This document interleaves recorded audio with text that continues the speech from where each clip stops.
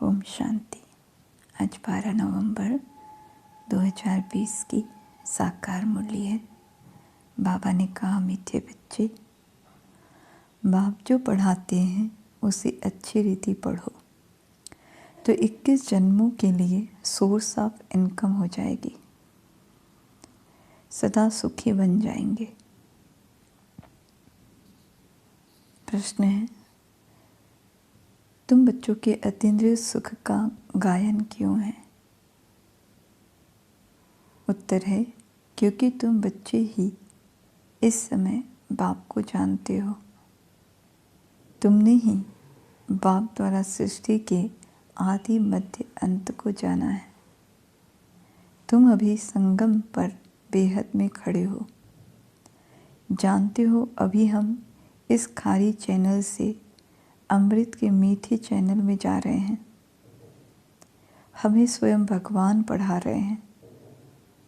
ऐसी खुशी ब्राह्मणों को ही रहती है। इसलिए अतीन्द्रिय सुख तुम्हारा ही गाया हुआ है।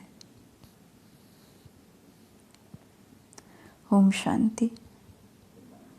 रूहानी बेहद का बाप रूहानी बेहद के बच्चों के प्रति समझा रहे हैं, यानी अपनी मत दे रहे हैं। यह तो जरूर समझते हो कि हम जीव आत्माएं हैं, परंतु निश्चय तो अपने को आत्मा करना है ना।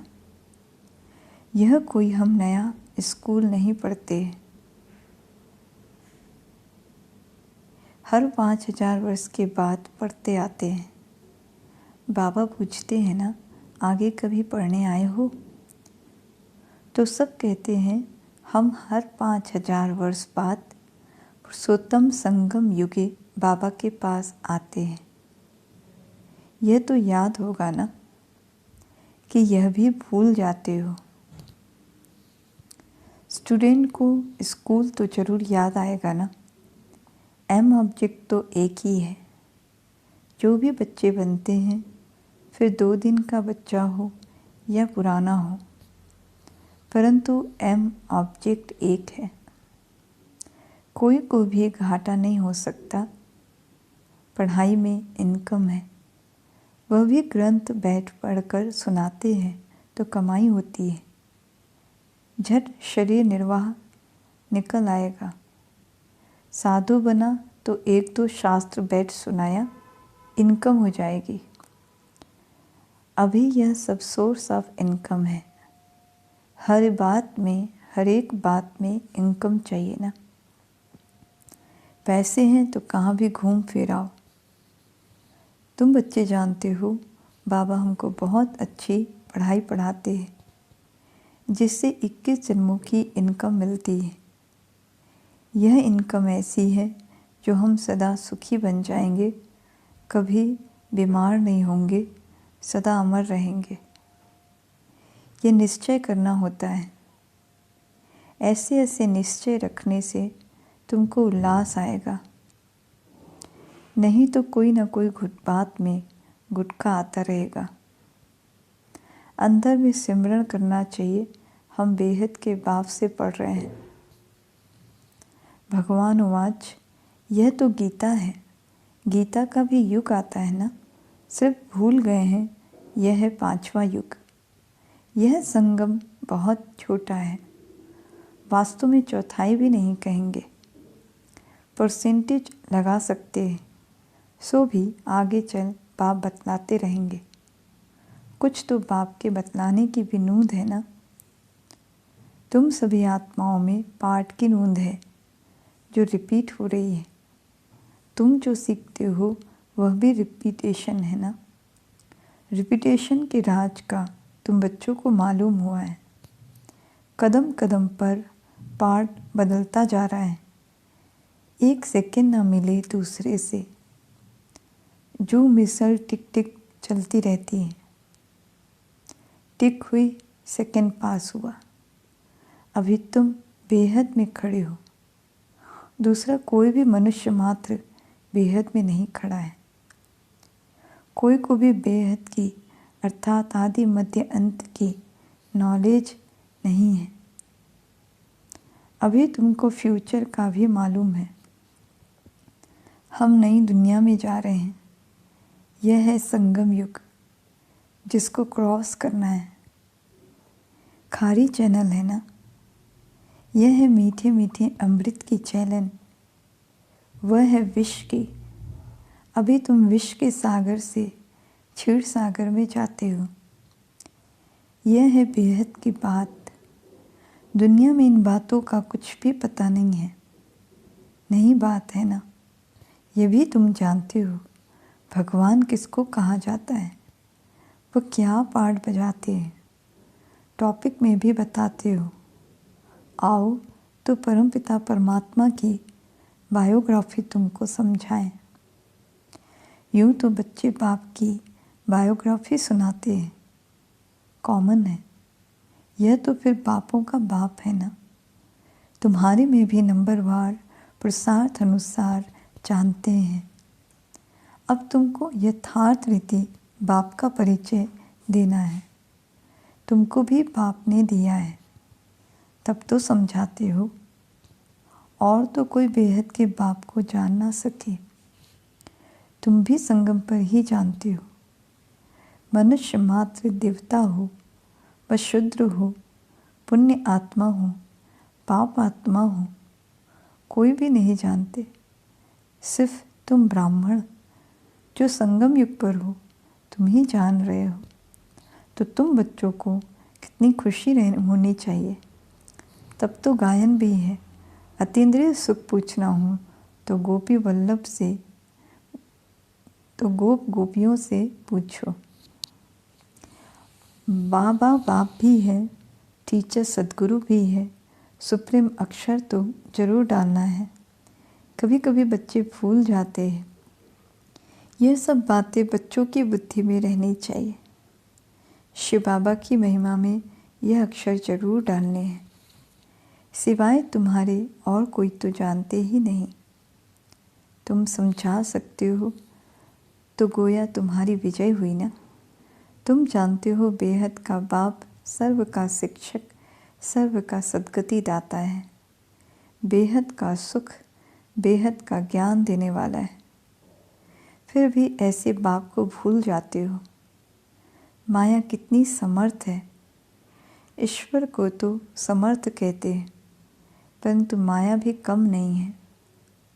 तुम बच्चे अभी एक्यूरेट जानते हो। इनका तो नाम ही रखा है रावण।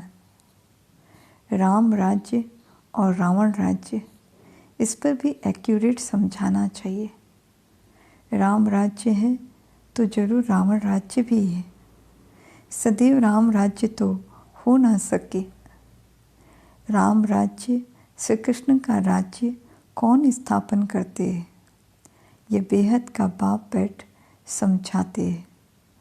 तुमको भारत खंड की बहुत महिमा करनी चाहिए।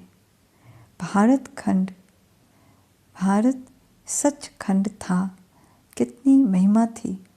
बनाने वाला बाप ही है। तुम्हारा बाप के साथ कितना लव है, एम ऑब्जेक्ट बुद्धि में है। यह भी जानते हो।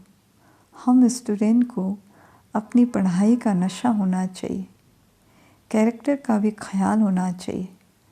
विवेक कहता है जबकि गॉडली पढ़ाई है तो उसमें एक दिन भी मिस नहीं करना चाहिए। और टीचर के आने बाद लेट भी नहीं पहुंचना चाहिए। टीचर के बाद आना यह भी एक इंसल्ट है। स्कूल में भी पिछाड़ी में आते हैं तो उनको टीचर बाहर में खड़ा कर देते हैं। बाबा अपने छोटेपन का मिसाल भी बताते हैं। हमारा टीचर तो बहुत सख्त था, अंदर आने भी नहीं देता था। यहाँ तो बहुत हैं जो देरी से आते हैं। सर्विस करने वाला सपूत बच्चा जरूर बाप को प्यारा लगता है ना। अभी तुम समझते हो आदि सनातन देवी देवता धर्म तो यह था ना। इनका धर्म कब स्थापन हुआ, जरा भी किसी की बुद्धि में नहीं है। तुम्हारी बुद्धि से भी घड़ी घड़ी खिसक जाता है। तुम अभी देवी देवता बनने के लिए पुरुषार्थ कर रहे हो। कौन पढ़ा रहे हैं? खुद परम पिता परमात्मा। तुम समझते हो हमारा यह ब्राह्मण कुल है, डिनाइस्टी नहीं होती है, यह है सर्वोत्तम ब्राह्मण कुल। बाप भी सर्वोत्तम है ना, ऊंच देव ऊंचे हैं, तो जरूर उनकी आमदनी भी ऊंची होगी। उनको ही श्री श्री कहते हैं, तुमको भी श्रेष्ठ बनाते हैं। तुम बच्चे ही जानते हो कि हमको श्रेष्ठ बनाने वाला कौन है, और कुछ भी नहीं समझते। तुम कहेंगे हमारा बाप बाप भी है, टीचर भी है, सद्गुरु भी है, पढ़ा रहे हैं। हम आत्माएं हैं, हम आत्माओं को बाप ने स्मृति दिलाई है, तुम हमारी संतान हो, ब्रदरहुड है ना।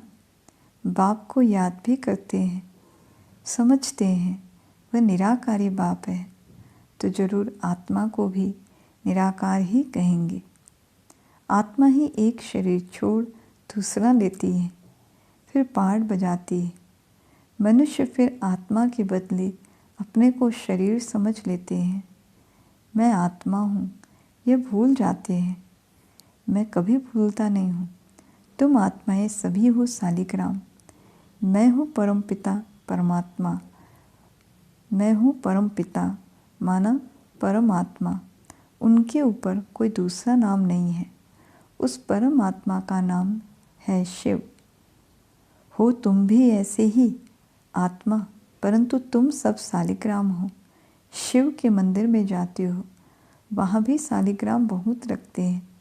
शिव की पूजा करते हैं तो सालिग्राम की भी साथ में करते हैं ना। तब बाबा ने समझाया था कि तुम्हारी आत्मा और शरीर दोनों की पूजा होती है। हमारी तो सिर्फ आत्मा की ही होती है, शरीर है नहीं। तुम कितना ऊंच बनते हो। बाबा को तो खुशी होती है ना। बाप गरीब होता है, बच्चे पढ़कर कितना चढ़ जाते हैं, क्या से क्या बन जाते हैं। बाप भी जानते हैं तुम कितने ऊंचे थे, अब कितने आर्फन बन गए हो। बाप को ही नहीं जानते। अभी तुम बाप के बने हो तो सारे विश्व के मालिक बन जाते हो। बाप कहते हैं, मुझे कहते ही हो हेवनली गॉड फादर। यह भी तुम जानते हो अभी स्वर्ग की स्थापना हो रही है। वहाँ क्या होगा यह सिवाय तुम्हारे और कोई की बुद्धि में नहीं है। तुम्हारी बुद्धि में है कि हम विश्व के मालिक थे, अब बन रहे हैं। प्रजा भी ऐसे कहेगी ना कि हम मालिक हैं। यह बातें तुम बच्चों की ही बुद्धि में हैं, तो खुशी रहनी चाहिए ना।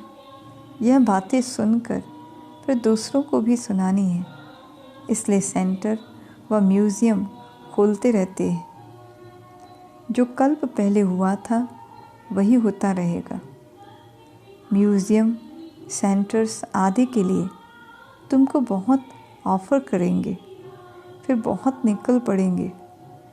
सबकी हड्डियाँ नर्म होती जाती हैं। सारी दुनिया की अब तुम हड्डियाँ नर्म करते जाते हो। तुम्हारे योग में ताकत कितनी ज़बरदस्त है। बाप कहते हैं तुम्हारे में ताकत बहुत है। भोजन तुम योग में रहकर बनाओ, खिलाओ तो बुद्धि इस तरफ खींचेगी। भक्ति मार्ग में तो गुरुओं का झूठा भी खाते हैं। तुम बच्चे समझते हो भक्ति मार्ग का विस्तार तो बहुत है, उनका वर्णन नहीं कर सकते। यह बीज वह झाड़ है, बीज का वर्णन कर सकते हैं। बाकी कोई को बोलो पेड़ के पत्ते गिनती करो तो कर नहीं सकेंगे, अथाह पत्ते होते हैं। बीज में तो पत्ते की निशानी दिखाई नहीं पड़ती है। वंडर है ना। इनको भी कुदरत कहेंगे। जीव जंतु कितने वंडरफुल हैं। अनेक प्रकार के कीड़े हैं, कैसे पैदा होते हैं। बहुत वंडरफुल ड्रामा है। इसको कहा ही जाता है नेचर। यह भी बना बनाया खेल है। सत्युग में क्या क्या देखेंगे, वो भी नई चीज़ें होंगी। एवरीथिंग न्यू होता है। मोर के लिए तो बाबा ने समझाया है, उनको भारत का नेशनल बर्ड कहते हैं, क्योंकि श्री कृष्ण के मुकुट में मोर का पंख दिखाते हैं। मोर और डेल खूबसूरत भी होते हैं। गर्भ भी आंसू से होता है, इसलिए नेशनल बर्ड कहते हैं। ऐसे खूबसूरत पक्षी विलायत की तरफ भी होते हैं। अब तुम बच्चों को सारी सृष्टि के आदि मध्य अंत का राज समझाया है, जो और कोई नहीं जानते। बोलो, हम आपको परम पिता परमात्मा की बायोग्राफी बताते हैं। रचता है तो ज़रूर उनकी रचना भी होगी। उनकी हिस्ट्री ज्योग्राफी हम जानते हैं। ऊंच ते ऊंच बेहद के बाप का क्या पार्ट है, यह हम जानते हैं। दुनिया तो कुछ भी नहीं जानती। यह भी बहुत छीछी दुनिया है। इस समय खूबसूरती में भी मुसीबत है। बच्चियों को देखो कैसे कैसे भगाते रहते हैं। तुम बच्चों को इस बेकारी दुनिया से तो नफरत होनी चाहिए। ये छीछी दुनिया, छीछी शरीर है। हमको तो अब बाप को याद कर अपनी आत्मा को पवित्र बनाना है। हम सतो प्रधान थे, सुखी थे, अभी तमो प्रधान बने हैं तो दुखी हैं। फिर सतो प्रधान बनना है। तुम चाहते हो हम पतित से पावन बने, बलगाते भी हैं पतित पावन, परंतु नफरत कुछ भी नहीं आती है। तुम बच्चे समझते हो ये छीछी दुनिया है। नई दुनिया में हमको शरीर भी गुलगुल मिलेगा। अभी हम अमरपुरी के मालिक बन रहे हैं। तुम बच्चों को सदैव खुश हर्षित मुख रहना चाहिए। तुम बहुत स्वीट चिल्ड्रन हो। बाप 5000 वर्ष बाद उन्हीं बच्चों से आकर मिलते हैं तो ज़रूर खुशी होगी ना। हम फिर से आए हैं बच्चों से मिलने। अच्छा, मीठे मीठे सिखी लदे बच्चों प्रति माता पिता बाप दादा का याद प्यार और गुड मॉर्निंग। रूहानी बाप की रूहानी बच्चों को नमस्ते, और हम सब रूहानी बच्चों की रूहानी बाप दादा को याद प्यार और नमस्ते नमस्ते नमस्ते।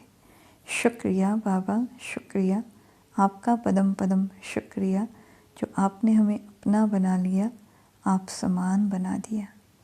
फिर धारणा के लिए मुख्य सार है। पहला, हम गॉडली स्टूडेंट हैं, इसलिए पढ़ाई का नशा भी रहे तो अपने कैरेक्टर्स पर भी ध्यान हो। एक दिन भी पढ़ाई मिस नहीं करनी है। देर से क्लास में आकर टीचर की इंसल्ट नहीं करना है। दूसरा, इस विकारी छीछी दुनिया से नफरत रखनी है। बाप की याद से अपनी आत्मा को पवित्र सतोप्रधान बनाने का पुरुषार्थ करना है।